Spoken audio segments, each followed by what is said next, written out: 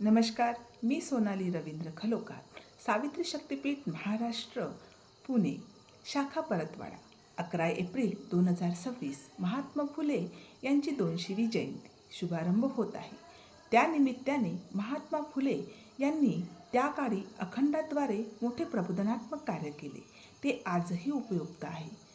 जाणून घेऊया एक अखंड व त्याचा अर्थ. निर्भळ निर्दोषी निव्वळ विचारी सदा सत्याचारी प्रपंचात सूर्यापरी सत्यप्रकाशा पेरितो शांती सर्वा देतो चंद्र जैसा. होईना भूदेव अतिमारवाडी मानवान पिढी सर्पवत. असा सज्जनास मानव म्हणावे त्याचे गुण गावे ज्योती म्हणे. जाणून घेऊया या ओळींचा अर्थ.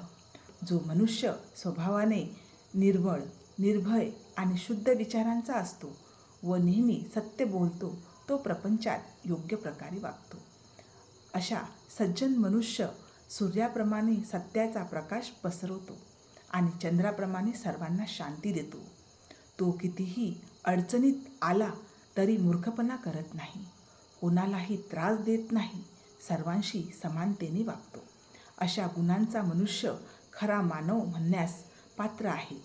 त्याचे गुण आयुष्यभर गात राहावे, त्याचे आदर्श अनुसरावेत असे ज्योती म्हणतात.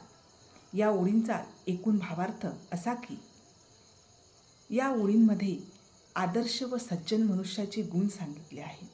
शुद्ध विचार, सत्यवर्तन, शांत स्वभाव, सर्वांशी प्रेमाने व समानतेने वागणे हे होय.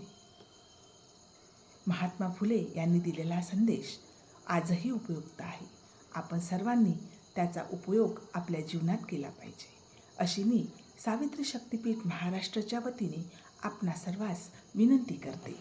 जय ज्योती, जय सावित्री.